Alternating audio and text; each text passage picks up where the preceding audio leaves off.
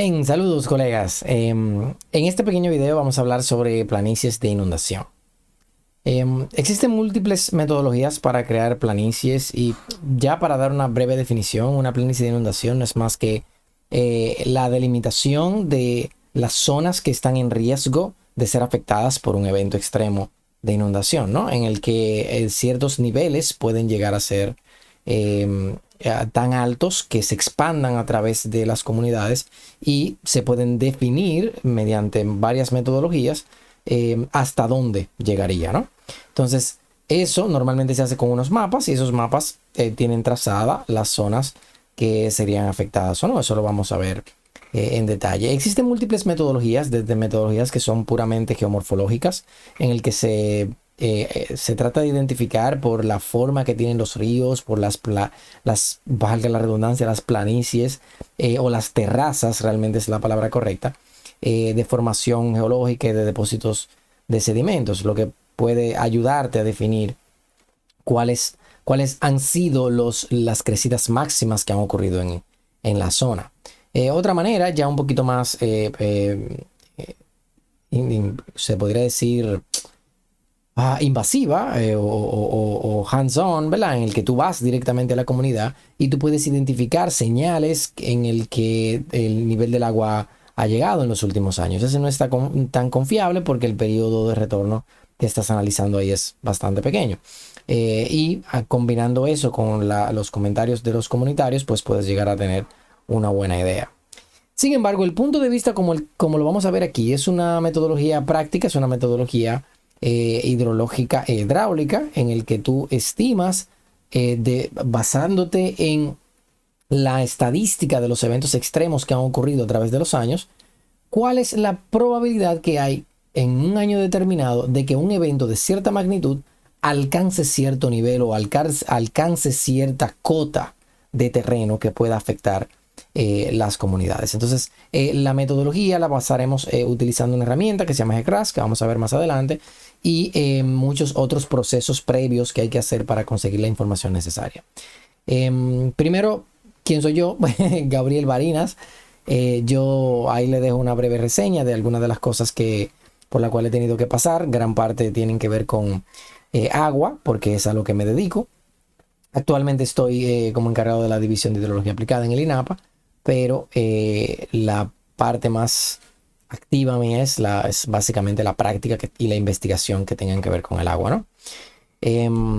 Eso lo pueden ver si les interesa. Vamos a hablar sobre herramienta GECRAS. GECRAS es básicamente, las siglas significan, en el caso de HEC, es Hydrologic Engineering Center, o el Centro de Ingeniería Hidrológica de Estados Unidos, eso es del Army Corps, del cuerpo de las Fuerzas Armadas de Estados Unidos, que tienen muchas divisiones de ingeniería. En esta división de hidrológica tienen este módulo, aunque tienen un montón de herramientas en la página. Si ustedes escriben HEC-RAS, se darán cuenta que aparte de HEC-RAS hay muchas otras herramientas, incluyendo el HEC-HMS, el HEC-GeoRAS, que son otras herramientas que se usan mucho en la hidrología. Y RAS hace referencia a River Analysis System, o el sistema de análisis de ríos. Esta es la herramienta que utilizaremos, como se puede ver en la imagen, es básicamente esto, el delimitar cuáles son las zonas que son inundables, cuáles son las zonas que están en riesgo de que sean alcanzadas por el nivel del agua, dado un evento extremo, ¿no? Entonces, el proceso a seguir que haríamos sería, básicamente son estos tres. Primero haríamos un análisis de la magnitud de la crecida. Tenemos que analizar qué tan grande va a ser el evento que vamos a simular, y para eso hay muchos criterios que vamos a tomar en cuenta. Luego vamos a hacer lo que ya probablemente ustedes han hecho, que es el modelo de elevación, y si no, lo voy a trabajar como si nunca le han puesto la mano, pero es en el sistema de información geográfico, QGIS vamos a utilizar. Podemos manipular la información topográfica, podemos extraer modelos de elevación de gran tamaño cuando vamos a trabajar con el área de la cuenca y con los parámetros geomorfológicos, y a pequeña escala como cuando vamos a definir el área que vamos a analizar para la inundación. Es un área mucho más pequeña que el tamaño de la cuenca, como se puede ver ahí. Y por último, entonces, vamos a trabajar la simulación hidráulica, que es ya directamente en el RAS, en el GECRAS.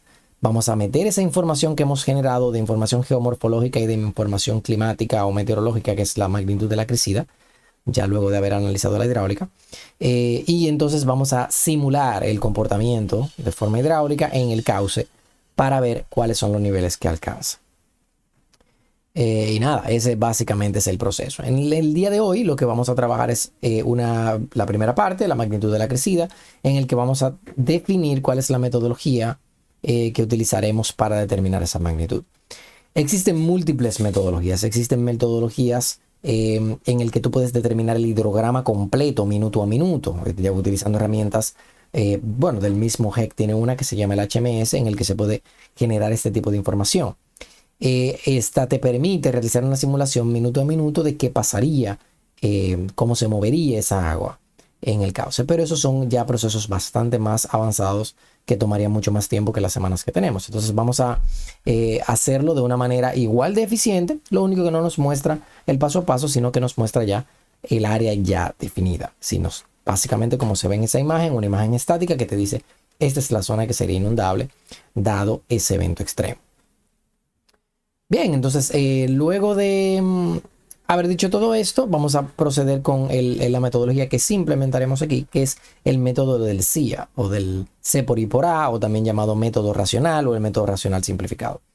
Ese método racional es un método racional que ha pasado por muchas modificaciones, y esta fórmula tú puedes implementarla utilizando múltiples factores de corrección, múltiples factores que aumentan la precisión del análisis. En este caso, como el objetivo principal, y eso es importante señalarlo, es definir una planicie de inundación inicial para toma de decisiones. En realidad es que esta simulación que nosotros vamos a hacer tiene mucho a mejorar, porque esto es un trabajo de meses en el que hay que hacer un levantamiento topográfico in situ para analizar el cauce como es. La información topográfica que tenemos tiene una precisión muy buena para algunas cosas, pero muy limitada para otras. En este caso es bastante limitada.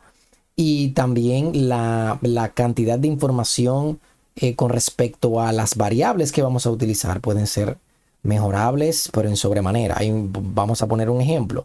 Entre las cosas que vamos a utilizar es el coeficiente de escorrentía. El coeficiente de escorrentía, vamos a realizar estimaciones para tener la mejor idea posible para hacer una buena simulación inicial o preliminar para la toma de decisiones. Eso es bueno señalarlo. Entonces, en este caso, el método racional simplificado, que es simplemente C por I por A, se puede mejorar con múltiples otras correcciones. Yo voy a dar un ejemplo de una corrección que sí aplicaríamos, dependiendo del tamaño de la cuenca, y cada caso particular puede tener ese factor o no.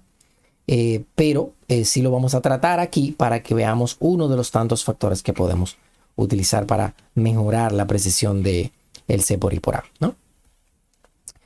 El C por I por A, vamos a explicar lo que es coeficiente de escorrentía, es la C, intensidad de la lluvia, es la I, y área es la A, ¿no? Todo eso me va a permitir calcular o estimar el caudal punta, que es el Q, ¿no? Entonces, C por I por A, esos tres factores lo podemos determinar con tres procesos independientes, y cada uno de ellos tiene sus mejoras que se le pueden realizar. Vamos a empezar por la I, porque vamos a ir del final al principio, de la A a la C. La A es el área de la cuenca de aporte. El área de la cuenca de aporte, supongo que al trabajar con un sistema de información geográfico pueden tener ideas de cómo calcularla. Sin embargo, yo les mostraré cómo hacerlo de algunas maneras simplificadas y sencillas, rápidas. Me encantan las metodologías rápidas porque dan resultados y dan buena idea de lo que se está haciendo. Y luego entonces se busca precisión. Y luego entonces ya más adelante podemos trabajar directamente en el QGIS y extraer el área precisa. Y es la intensidad del evento en el que nosotros vamos a empezar por este valor. Vamos a adelantarlo. Y la I, que es la intensidad, se calcula utilizando una metodología que se llama intensidad, duración y frecuencia. Es la relación que existe entre la intensidad de una tormenta, la duración de la tormenta y la frecuencia con la que ocurre, ¿no? ¿Qué tantas veces durante los últimos 100 años ha ocurrido un evento de esa magnitud? Es una manera de decirlo. Esta frecuencia normalmente se hace señalar como el periodo de retorno del evento, o el TR. Como se puede ver aquí en este gráfico, cada una de esas líneas es el periodo de retorno. TR de 100 años, TR de 50 años, TR de 10 años y TR de 2 años. Si invertimos ese número, y decimos, por ejemplo, el inverso de TR10 viene siendo 0.1 o 10%, ¿no? Entonces, en el caso de 100 sería un 1%, en el caso de 50 sería un 2%. Entonces, esos porcientos que yo estoy diciendo, que es el inverso de esos números, es la frecuencia. Es cuál es el porcentaje del tiempo que tiene un evento de esa magnitud de ocurrir cada año. Un evento de 100 años de periodo de retorno quiere decir que en promedio sucede cada 100 años. Sí, quiere decir eso, pero no quiere decir que tengas que esperar 100 años para que ocurra. Eso es muy importante. Eso quiere decir que cada año un evento de ese tamaño, de esa magnitud, tiene un 1% probabilidad de ocurrir. ¿Ok? Entonces no se puede confundir con que, bueno, ya ocurrió un evento de 50 años. Te pueden ocurrir, estadísticamente hablando, 2 eventos de 50 años un día después del otro. Eso es posible. Es posible, es exageradamente improbable, pero es posible. ¿Por qué? Porque eso de 100 años y 50 años se está refiriendo a que si tú tuvieras una cantidad de datos de mediciones infinitas, 3.000 años, 4.000 años, en promedio un evento de esa magnitud sucede cada 100 años. Pero es en promedio. Tú puedes tener 2 días consecutivos, un evento de 100 años, uno hoy y uno mañana, y luego que dure 200 años en ocurrir de nuevo. Y eso te promedia en 100 años, ¿no? Entonces eso es importante señalarlo. La definición de periodo de retorno, que viene siendo la frecuencia si lo inviertes. Para determinar entonces la intensidad, que es la I en la fórmula del C por I por A, lo que necesitaremos es primero definir cuál es nuestro periodo de retorno, vamos a ver cómo, y la duración del evento. La duración del evento es muy importante, porque ¿qué tanto dura un evento ocurriendo sobre una cuenca? En este caso sobre una cuenca, no que dure 2 o 3 días sobre el país, porque eso también sucede, pero es sobre la cuenca con una intensidad máxima, ¿no? Entonces, esa duración nosotros la vamos a interpretar como igual al tiempo de concentración de la cuenca. Pero vamos despacio, vamos a ver cómo nosotros podemos determinar eso, ¿no? En cuanto a la intensidad de la lluvia, para nosotros determinarla, luego que tengamos la duración y el periodo de retorno, entramos con la duración, cortamos con la curva de nuestro periodo de retorno y luego giramos a la izquierda para buscar la intensidad. Eso es en centímetros por hora, es importante ese dato porque al final en las unidades, cuando utilicemos la fórmula C por I por A, tenemos que tenerlas bien claras para no cometer un error ahí, ¿no? Muy bien, entonces vamos a darle un poco para adelante para hablar un poquito más sobre la duración. Ven la duración aquí, que es decimos que el tiempo de concentración lo vamos a igualar a la duración de la tormenta. ¿Por qué? ¿Y qué es el tiempo de concentración?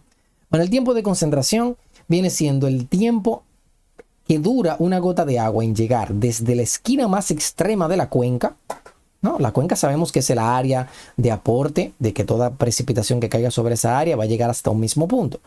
El punto en cuestión, en este caso, es nuestra comunidad que va a ser afectada por la tormenta, ¿no? Entonces, el tiempo que dura una gota de agua de llegar desde el punto más extremo de la cuenca hasta el punto de desembocadura, o en este caso, el punto de nuestra comunidad, es el tiempo de concentración de la cuenca de aporte hasta ese punto. Ok, entonces ese tiempo hay varias metodologías para calcularlas, la vamos a ver más adelante, pero debemos de decir que ese tiempo de concentración va a ser igual a la duración de nuestra tormenta. Vamos a ver por qué. Si yo tengo un tiempo de concentración de 2 horas, vamos a decir que cuando yo tome esta cuenca, yo saco los parámetros y ya yo sé que mi tiempo de concentración es de 2 horas. Y me cae una tormenta que dura solamente 1 hora, pues esa tormenta va a arrojar toda la precipitación sobre la cuenca y el agua que está a mitad de camino, pues va a llegar primero que la que está en el extremo, obviamente. La que está en el medio va a durar solamente 1 hora en llegar y la que está en el extremo va a durar 2 horas. Entonces, cuando pase esa hora, que es lo que duró la tormenta, esta agua llegó ya a su fin, esta agua llegó al medio, pero ya dejó de llover.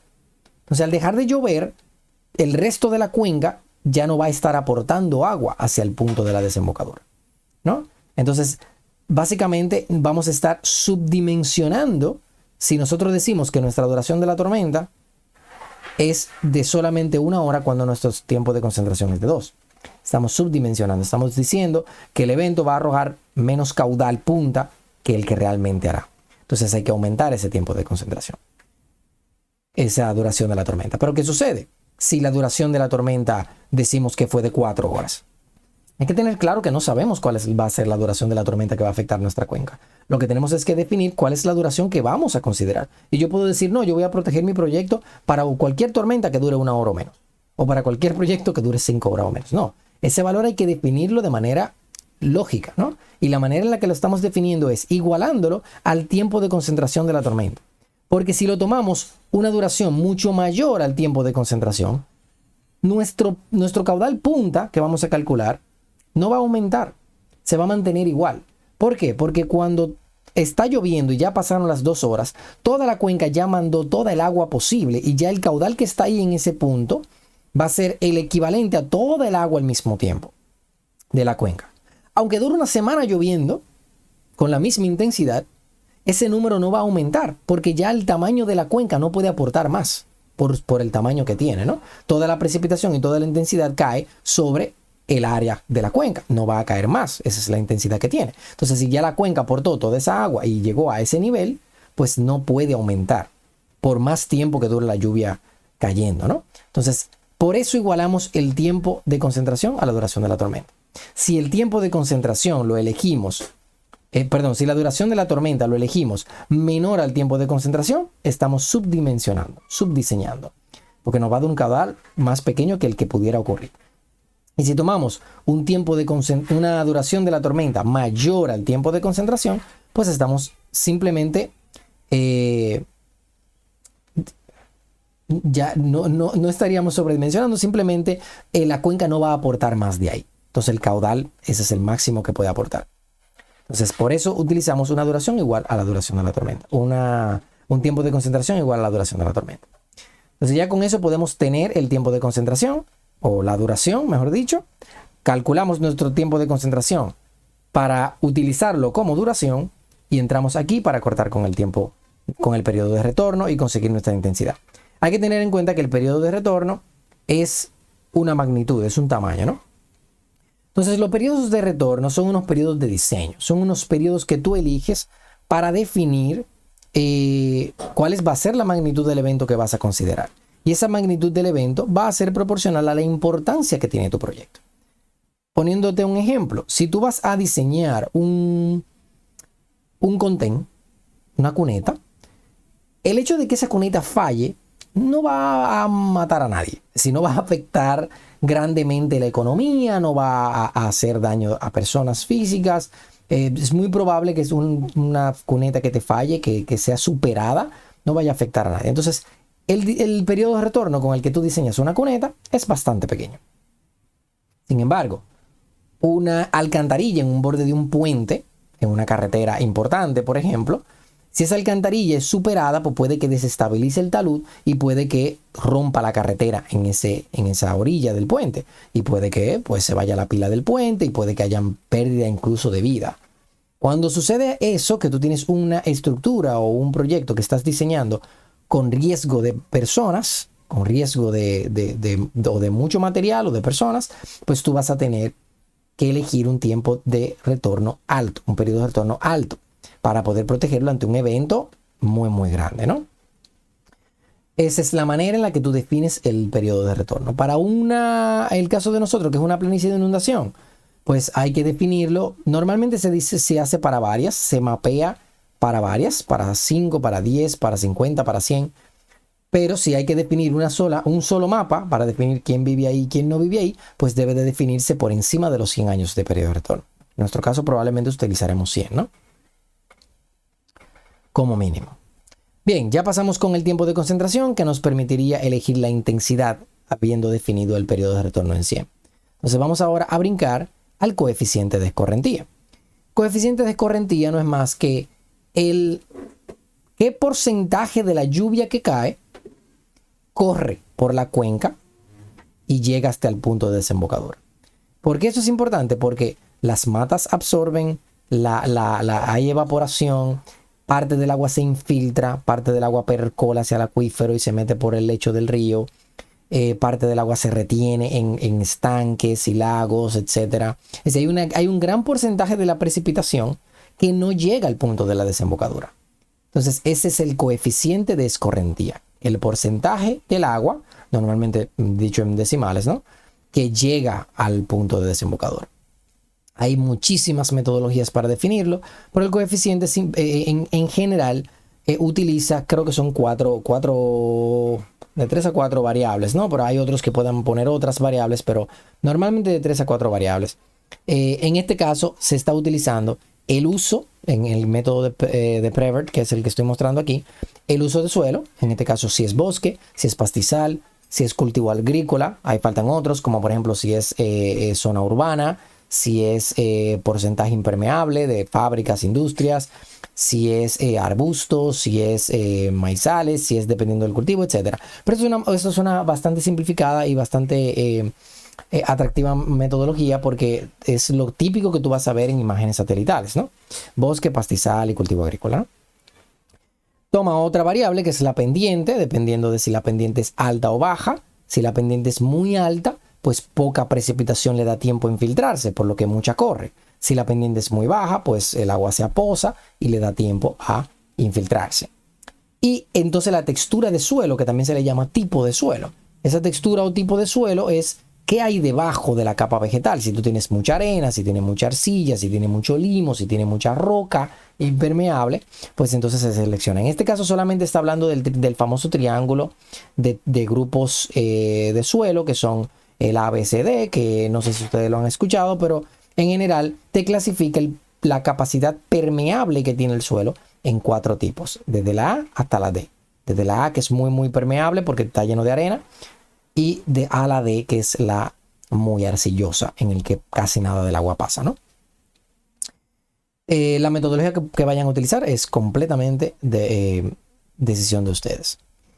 El tipo de suelo es muy fácil de definir. Una de las maneras en la que yo prefiero es utilizar los esquemas hidrogeológicos del Servicio Geológico Nacional. Le puse un pequeño enlace ahí debajo, pero si ustedes escriben sgn.gov.do, que es el Servicio Geológico Nacional, van a encontrar diferentes cartas en las que encuentran estas informaciones.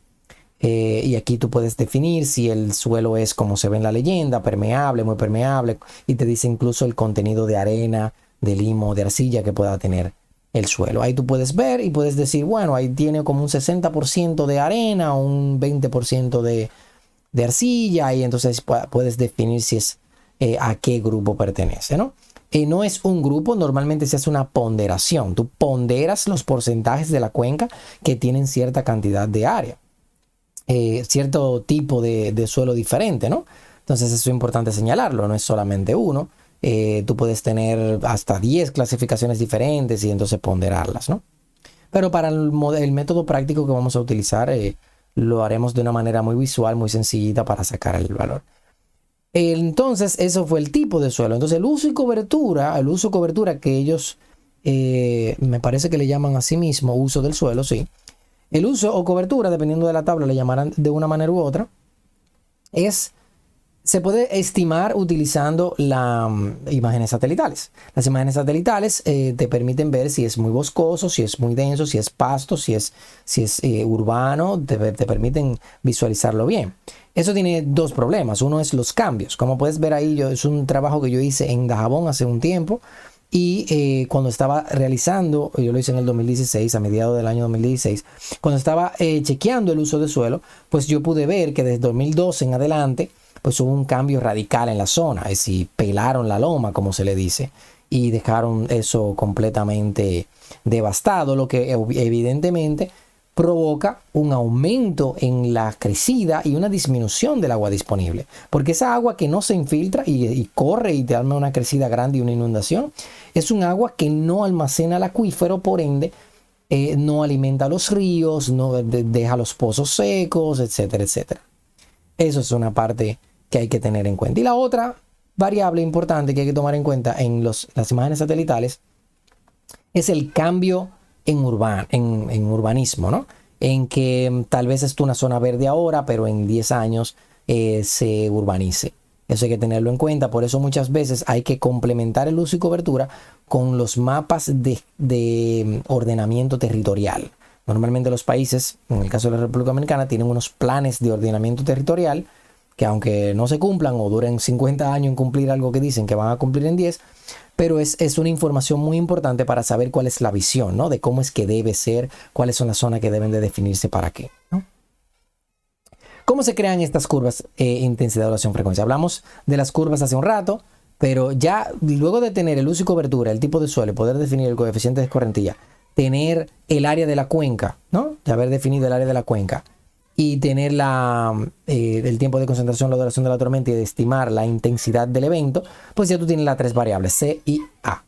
Cuando tienes C y A, ya tú puedes multiplicarlo los tres, tomando en cuenta las unidades, y vas a tener el primer valor de caudal punta que puedes utilizar para tu estudio. Eso, como había mencionado anteriormente, es bastante corregible. Hay un montón de cosas que hacerles. Pero vamos a hablar un poquito sobre cómo se crearon estas curvas. ¿Por qué es importante esto? Porque no hay curvas en todas las esquinas del país. Hay una gran cantidad de curvas desarrolladas con una metodología que se hizo, creo que fue en el 84, en el que se hizo un atlas de lluvias máximas y en ese se presentó cómo se generaron estas intensidades. El INAPA, que es donde trabajo, tiene un manual en el que tiene estas curvas, no sé si todas, pero me parece que la gran mayoría de las que se desarrollaron. Y se desarrollaron utilizando pluviógrafos, es decir, no se desarrollaron con estimaciones empíricas, por lo menos en su mayoría, es lo que tengo entendido, ¿no? Lo que le da mucha importancia y mucho valor. Sin embargo, cuando tú tienes una zona que está muy lejos de donde tienes esas estaciones, pues tal vez lo recomendable es, bueno, tienes dos opciones, o tomar la más cercana, aunque esté a muchos kilómetros, que es lo que normalmente se hace, o tratar de estimar con una estación de lluvia que tú tienes más cerca una nueva curva de intensidad, duración, frecuencia. Y esa es la metodología como se hace, ¿no? Tú tomas el registro histórico de datos, fíjate que aquí hay una cantidad de años y el valor máximo de precipitación durante 24 horas que ocurrió en cada uno de esos años. Luego tú lo llevas a herramientas como el SMADA. El SMADA ya dejó de funcionar, pero era una muy buena herramienta para estimar el periodo de retorno utilizando estos datos.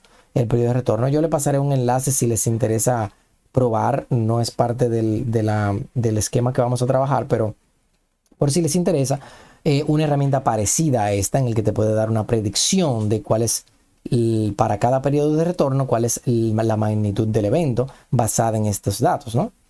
Y luego entonces con eso tú puedes hacer una relación entre la duración de 24 horas, todos estos son eventos de 24 horas, y periodos más pequeños, porque obviamente la curva de intensidad, duración, frecuencia tiene periodos de a minutos. Y lo que se hace es utilizar una metodología de distribución de la precipitación en 24 horas para decir cómo más o menos se comporta el evento durante el día, ¿no? Bien, esto que estoy mostrando aquí son las diferentes metodologías. Esto yo lo hice manual en una hoja de Excel para determinar estos valores, pero el SMADA hace lo mismo. Es decir, estos son dos ejemplos de cómo hacerlo de manera automática con una herramienta o en Excel. Hay libros como el de Ventishow de hidrología aplicada que te explica estas metodologías. Bien, para eso se necesitan datos. ¿Quiénes dan los datos en República Dominicana? Pues los dan el INDRI y ONAMED, la base de datos que tienen. Adicionalmente a eso, como en este país existe la ley de libre acceso a la información pública, existen otras plataformas que tienen esa información y la pueden distribuir, ¿no? Una de ellas es Datagua, que la pueden utilizar para esos fines. O por lo menos pedirlos, no sé si están disponibles. Una cosa importante, habíamos hablado sobre que la intensidad de la lluvia se estimaba utilizando una duración y que la duración es uno de los factores importantes. Pero ¿qué pasa? Que esa intensidad, cuando el territorio es grande, la cuenca es muy muy grande, pues la intensidad no es la misma durante el tamaño completo de la tormenta. La tormenta va a arrojar diferentes intensidades. Aquí tengo un pequeño esquemita en el que la tormenta va a tener diferentes intensidades alrededor de todo su perfil. Aquí lo que estamos mencionando son las velocidades de los vientos, pero aplica lo mismo. Para poner un ejemplo, este es el modelo que utilizan para la estimación de los eventos basado en el TP42, que es el Technical Paper número 42 en Puerto Rico, para huracanes en el Caribe. Y como Puerto Rico no queda bastante al lado, pues ese estudio yo lo he utilizado para eventos aquí. Y básicamente el modelo que ellos tienen es de 400 kilómetros. Y 400 kilómetros es la distancia que hay entre pues allá en Comendador hasta aquí, hasta pasado Punta Cana. Entonces, evidentemente que si tú tienes una cuenca muy grande como el Yaque o el Yuna, no aplica. Tú tienes que hacerlo con modelos mucho más pequeños. Del mismo modo, como la cuenca es tan grande, pues hay que aplicar factores de corrección si tú tienes una cuenca pasada de cierto tamaño en el método racional. El método racional, uno de los factores de corrección, que era lo que había mencionado que íbamos a hablar, es el reducir ese caudal grande que tú has calculado basado en qué tan grande es la cuenca, porque si es muy grande, pues la intensidad no va a ser igual en cada punto. Básicamente esa es la idea. Aquí se llama variación espacial, ¿no? En este caso, ahí se pueden ver 5 estaciones que están a cierta distancia. No sé exactamente qué distancia están separados, habría que buscar el estudio, pero como se puede ver es del mismo evento y las intensidades o la precipitación como cayó durante esa hora más o menos es completamente diferente.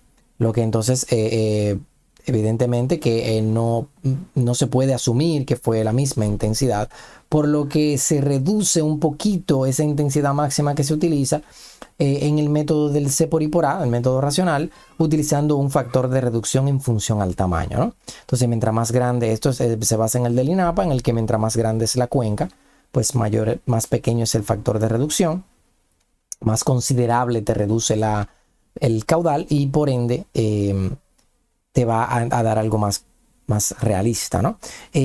Esto solamente está limitado hasta 1.300 hectáreas, que es más o menos 13 kilómetros cuadrados, ¿no? Es porque el método racional sin correcciones tiene esa limitación. Para la práctica, si usted tiene una cuenca más grande que esa, pues lo puede hacer como quiera, pero hay que tener eso en cuenta de que hay que hacer correcciones cuando se pasa de cierto tamaño. En la formulita de la creación de la IDF, pues tiene un pequeño exponente que va a decir cuál es el comportamiento del hidrograma. Si es un hidrograma con una punta muy alta, un hidrograma con una punta más achatada.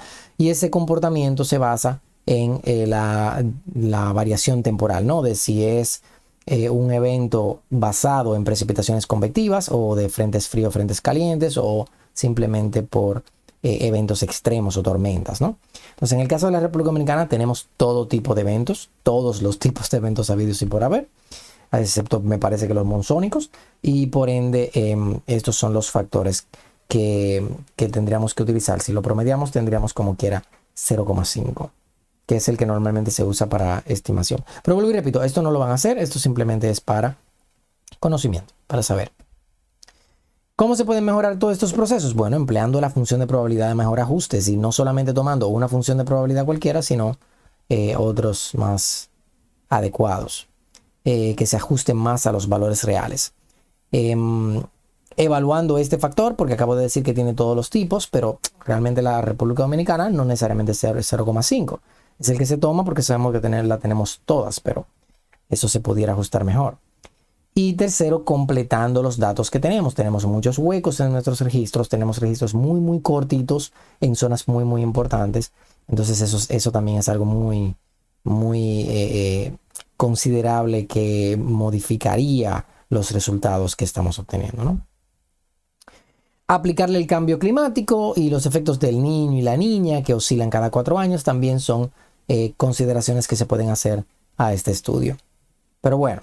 Lo importante es entender que luego de saber que el caudal punta es C por I por A, coeficiente de escorrentía multiplicado por la intensidad multiplicado por el área de aporte de la cuenca, tú puedes tener ese caudal punta para hacer un estudio, pero debes de hacerle muchos otros ajustes, muchas otras mejoras para que sea algo de mucho mayor valor, ¿no? Pero este es el estado del arte, se le podría decir, de cómo se está trabajando hoy en día. Vamos a establecer una pequeñita práctica en el que van a elegir una zona de estudio en la República Dominicana, preferiblemente una comunidad que esté bien definida, que esté bien aglomerada, que no sea de estos parajes que están todas las casas alrededor de la calle o del río, que tenga un arroyo cercano que se vea que potencialmente puede afectar a esta comunidad, porque obviamente si eliges una comunidad bien definida que esté en una montaña y no tiene río cerca, pues el estudio no se podría aplicar. Y que la cuenca de aporte a este río sea relativamente pequeño para que para la práctica se le sea más manejable, ¿no? Vamos a estimar el área de la cuenca de aporte. Eso lo pueden hacer por todas las herramientas que ustedes han aprendido, ya sea por sistema de información geográfico o de manera manual o con cartas topográficas contando los cuadritos de 1 kilómetro cuadrado o de la manera que ustedes prefieran, ¿no? Calcular la intensidad de la lluvia. La intensidad de la lluvia la vamos a calcular primero estimando el tiempo de concentración y definiendo el periodo de retorno, como hemos hablado anteriormente. El tiempo de concentración se estima, la fórmula más conocida es la de Kirchhoff, y ella utiliza la longitud del cauce principal y la pendiente promedio del mismo. Así que son parámetros bastante sencillos, son parámetros geomorfológicos que lo podemos calcular hasta con Google Earth, ¿no? Seleccionar el coeficiente de escorrentía, y esta selección se hace en función de una ponderación realmente, aunque sea en este caso un poquito aérea o superficial, con el tipo de suelo que se puede obtener con los mapas hidrogeológicos, con los mapas geológicos, y el uso y cobertura, que es el uso, es el que se está haciendo en ese terreno ahora mismo, que se puede ver con imágenes satelitales como el Google Earth. Y por último, entonces, calculamos el caudal punta. Este es el proceso que deben seguir para la práctica, y evidentemente que les voy a mostrar a modo de ejemplo uno para que simplemente me sigan paso a paso, ¿no?